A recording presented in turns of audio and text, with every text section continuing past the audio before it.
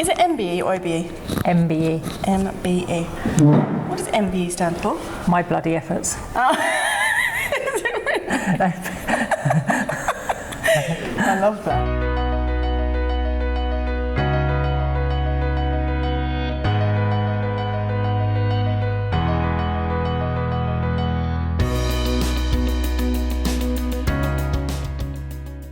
Hi, welcome to Colleagues Getting Coffee. My name is Annelies James, as you know, and today I am joined by the extra special MBE, Dee Caffari. Hello. Hello. Well, we have to confess, I know it's coffee with colleagues and it's actually a cup of tea. Yeah, Colleagues Getting Cuppers. Yes. Yes. Yes. So Dee, did you know that it is precisely a year since TEDxSouthampton?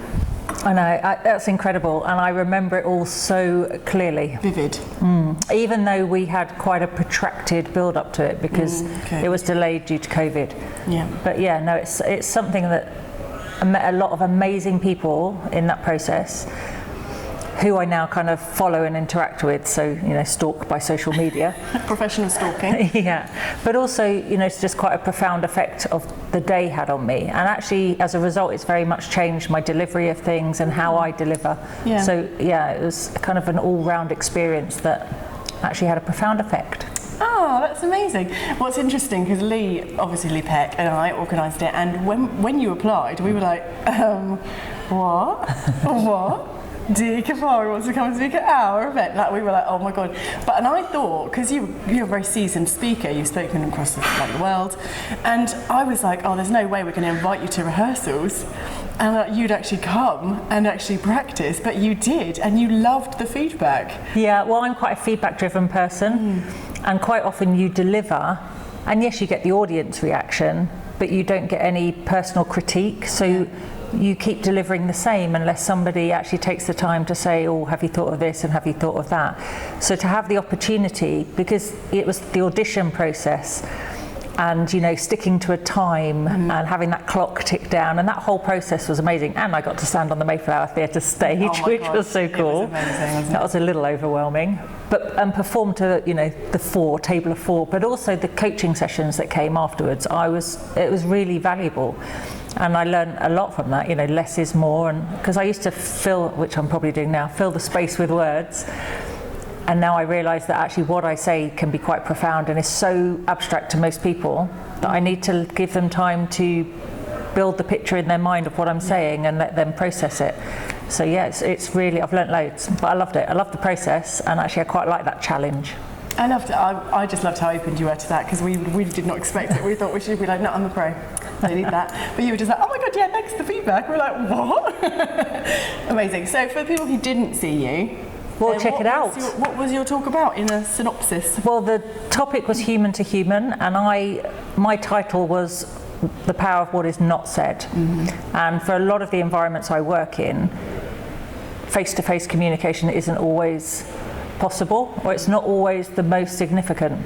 There's quite often a look, or, you know, you've got lots of layers on, you're all wrapped up and you only see people's eyes. And I laugh, you know, we say the eyes are the windows to the soul, but so much more can be said in the body language, the facial expressions.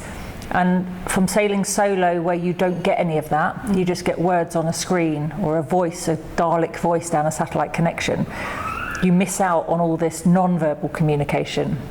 And it really affected me. And having gone through the pandemic and sailed with a team where it was international, so everybody, luckily for me, we sailed in English, but they're sailing in their second language.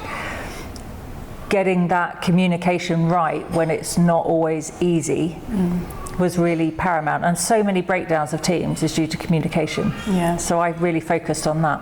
Well, across the board, not just in sailing, but in any operation, teams not working together is just fundamental. Which I think is why it maybe resonated with the audience or worked. Yeah.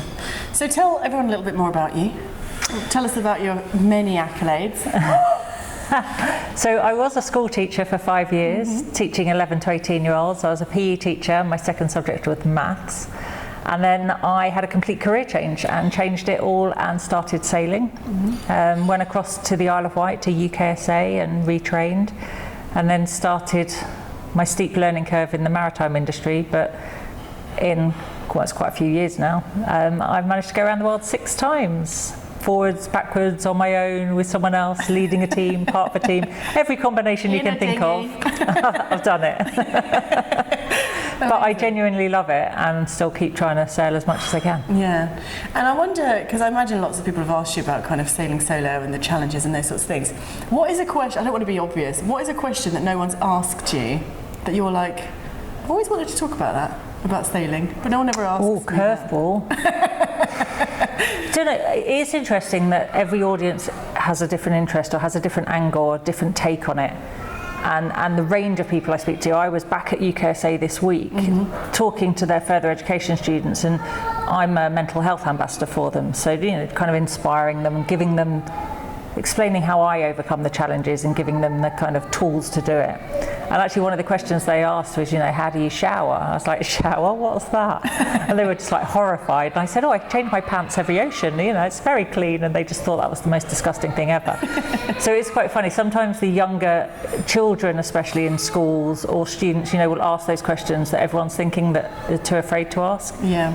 I expected, how do you go to the toilet, would be the next question, but they didn't go there, whereas the younger kids probably would have gone straight there. Yeah. Well, it's the number one, yeah, it is like, it's off the side, isn't it? Yes.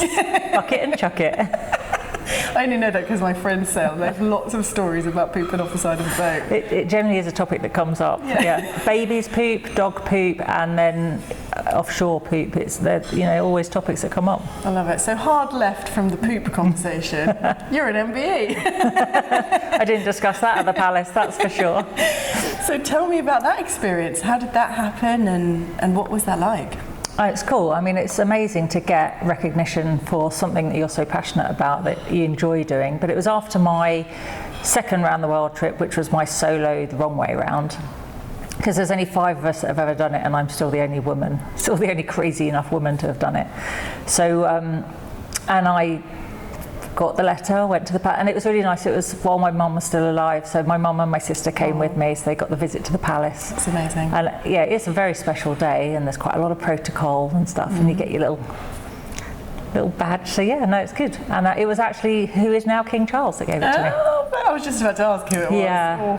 It was kind of like, it's the Queen and she's gone, but you met her before, or now it's the King, so it's really a win-win, isn't it? Yeah, no, that was cool. And I have been lucky enough to meet the Queen on a couple of occasions. I've been invited to mince pies at the Palace. I feel like one step removed. I now have also met the Queen. Well, you are a queen of sailing, and now you've met the Queen, so I've met. Basically, I'm taking some of the accolades here. Just rub that off. Oh yeah, sparkle, please, I'll have some. So what is next, darling? What are you doing now, and what's next? Well, I've been really lucky that I'm still sailing, still love it, so any opportunity I get, I do. There's a couple of options for next year, 2023, which is exciting, and it will involve some cool sailing, which is cool, but I've just got to make some decisions and plans. But so I'll still be sailing, but I'm also really enjoying the speaking, you know, sharing my stories in a way that will benefit other people, whether they're inspired and motivated or kind of empowered to take on a challenge in life or face a bit of adversity that we're all struggling with day to day. But yeah, so life is pretty good at the moment. I can't complain. So if mainly the audience watching are businessy people, what's one little top tip, piece of advice that you can distill to them today based on all your speaking? Is there anything that, you said teamwork is essential, but something around that? Is there any nugget you got in that head that you can share? I think we all have that element of self-doubt or lack of confidence, and it's quite hard to empower yourself all the time, and people struggle, and we've all been there. And one of the kind of communications I have from my experiences offshore is actually to focus on the things that you can action, focus on the things you can do something about, and don't waste that energy and that emotion, which is exhausting, on the things that you can't control. So for me, looking at the wind strength, looking at the height of the waves, I've got no control over that. Looking at how fast somebody else is going. It's no good somebody telling me, Annelies is going faster than you. I can't control what you're doing on your boat. So it becomes stress that isn't helpful.